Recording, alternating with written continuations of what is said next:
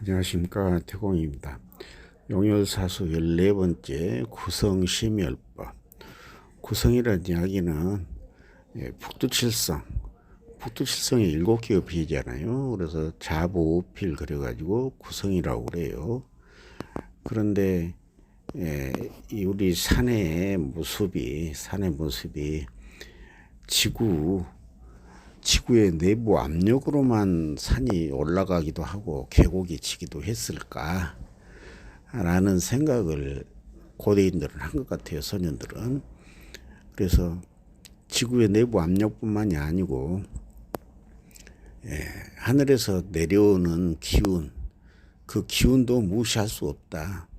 그래서 그 하늘에서 내려오는 기운에 의해서 하늘에서 내려온 기운이 강하면은 계곡이 질 것이고, 하늘에서 내려온 기운이 약하면은 지구의 압력 때문에 산이 솟을 것이고, 그런 의미로 이제 해석을 한 것 같아요. 그래서 구성심여법이 나왔어요.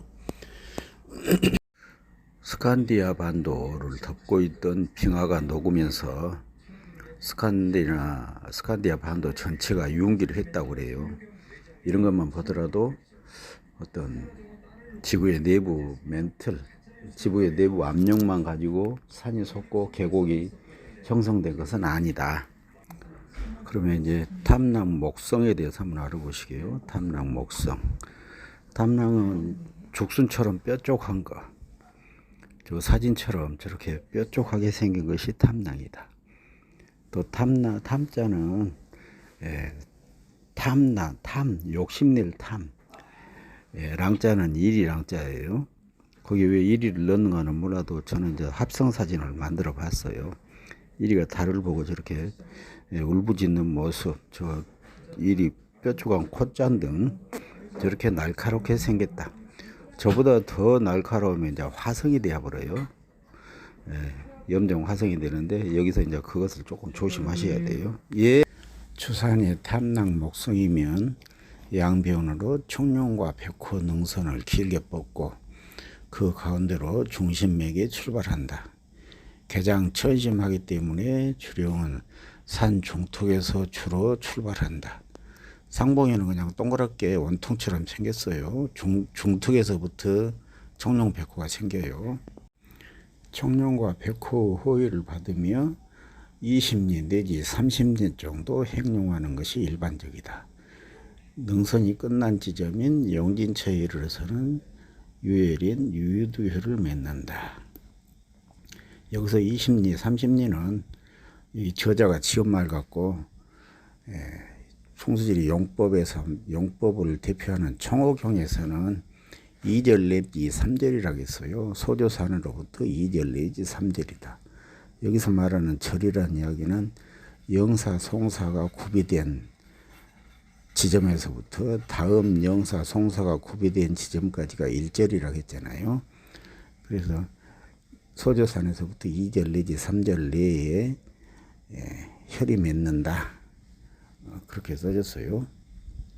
이렇게 죽순처럼 뾰족한 것도 탐낭이고, 일자문성에 가운데 가지가 하나도 없는 것도 탐낭이에요. 가운데 하나도 없는 것은 도지목이라고 해가지고 목성이에요. 목성. 그 넘어진 나무에다 넘어진 나무. 그래서 가운데 지각이 하나도 없는 것은 목성이고요. 선생님들 잘 아시는 삼인상이 있잖아요. 삼인산은 사람 인자가 3개에 써지니까 삼인산이라고 했다 하잖아요. 그래서 보시는 것처럼 사람 인자가 3개 써졌다. 그래서 탐낭 중에서도 저것은 출진 탐낭이다. 앞으로 진행하는 탐낭이다. 탐낭도 여러 가지로 구분을 하는데 삼인산은 출진 탐낭에 해당된다. 보는 방향에 따라 좀 틀리기는 해요. 이렇게 탐낭에서는 유열을 맺는다. 유열. 늑대가 달밤에 저렇게 하늘을 보고 짖어대는 것은 엄마 젖이 생각나서 짖는다, 울부짖는다라고 기억을 하시라고 했잖아요. 그래서 탐낭은 유열을 맺는다. 유열은 이렇게 표지박처럼 생겼다고 했잖아요. 우개는 가늘고 밑에는 밑에는 비대하다. 가장 살집이 많은 부분에 혈장이 맺는다. 혈장이 맺는데 거기서 또 이렇게 조건이 있다. 내두가 반드시 있어야 되고요. 내두가 있어야 되고 선익이 있어야 되고 순전이 있어야 된다. 세 가지가 반드시 필요해요. 유혈에서는 어떤 혈이나 마찬가지인데 유혈에서는 내두가 가장 필요하다. 왜냐하면 기일주관이 이렇게 표지박처럼 생겼기 때문에 용맥을 타고 내려왔던 물들이 내두를 만나서 양쪽으로 조금 털어져야 되겠잖아요. 그런 작업을 내두에서 해야 된다. 용맥을 타고 내려오는 물기도 살기, 살기도 털고 바람도 털고 그래서 혈장으로 살기가 못 들어오게 하는 작용이 내두다. 내두가 생기면 벌떡하는 거에 생기면 이제 선익이 자동적으로 생기잖아요. 그래서 순전이 생기고 그래서 내두, 순전, 선익 이 세 가지 중에서 아무것도 없는 데서 폐체를 끄집어내면은 그건 돌팔이다. 그래도 미미하게 있는 듯 없는 듯이라도 갖춰져야 그럴 때는 이제 있는 듯 없는 듯하게 갖춰진 것을 볼 수 있다면은 그거는 이제 거의 그 도사가 되었다고 봐야지요. 그러기 전에는 확실한 그 혈증이 없으면은 폐체를 끄집어내지 말아라. 이렇게 담낭과 유혈에 대해서 설명을 해봤어요. 거문은 산 정상이 일자문성이에요. 저렇게 일자문성으로 생겼다. 그런데 일자문성인데 가운데 맥이 산맥이 하나 내려온 것 보고 거문성이라고 그래요. 거문. 저 거자는 클 거자, 문자는 못 문자네요. 우리가 생각해 보면은 큰 문자 하나 달면은 적은 문자 뭐 여러 개 달 필요가 없잖아요. 그래서 기억하기 좋게 하시라고 하려고 제가 비유를 드려봤어요. 큰 문자가 하나에 큰 문자니 거문이니까 하나만 달다. 그래서 산맥도 하나만 내려온다. 그렇게 기억하세요. 여러 개가 내려온 것은 녹존이에요. 녹존도 토성이거든요. 일자문성인데 여러 개가 내려온 것은 녹존, 하나만 내려온 것은 거문, 하나도 안 내려오는 것은 도지목. 그 일자문성에는 세 가지가 있어요. 헷갈리시면 안 되니까, 혼돈하시면 안 되니까 제가 다시 말씀드렸어요. 이렇게 거문성에서는 겸혈을 맺어요. 겸혈이나 차혈. 겸자는 칼겸자거든요. 옛날에 춘향이가 목에 쓰던 칼, 큰 칼. 지금은 그거 잘 모르시잖아요. 그래서 아가씨들 길게 뻗은 다리를 생각해 보세요. 아가씨들 음부에다가 묘를 썼다.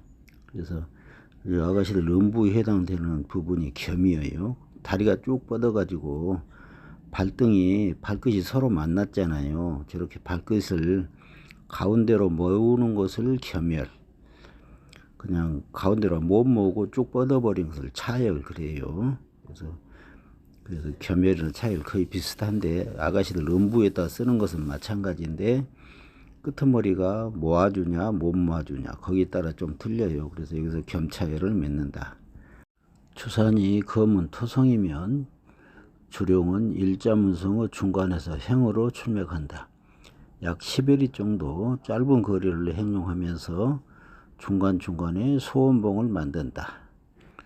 혈을 맺을 때는 마치 병풍을 친 듯한 옥병사, 병풍이다 그 말이거든요.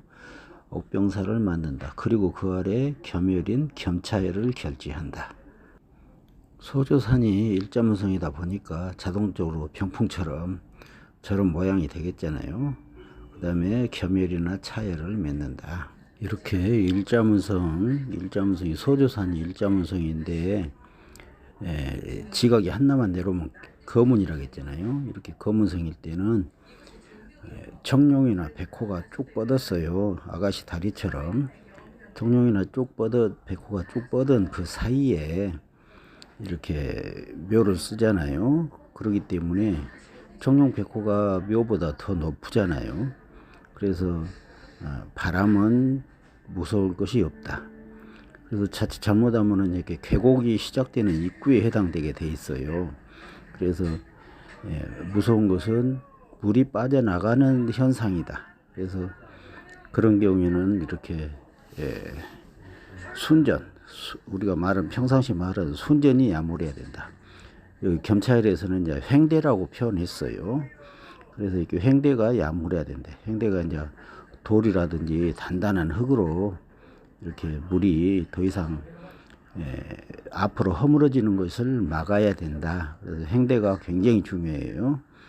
여기서 자칫 잘못하면 이렇게 겸차열에서 겸열이나 차열에서 그 횡대를 돌로 석축으로 쌓는다 이런 사람들이 있는데, 석축으로 쌓아서 횡대를 만들 정도 되면은 쌓아야 될 필요성이 있는 놈만큼 흠이 있다.